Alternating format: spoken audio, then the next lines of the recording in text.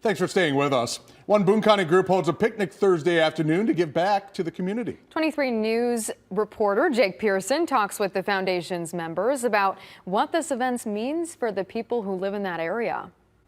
This picnic is a way for the Boone County Community Foundation to say thank you to nonprofit charities and local organizations for support. Foundation members connect with donors and guide them to offices and organizations that fit their passions. Grants and scholarships are awarded to charities in the fall with the hope to forge a philanthropic bond among area residents. Foundation Chair Jeremy Dutch thinks community support is key to raising awareness about issues within our communities.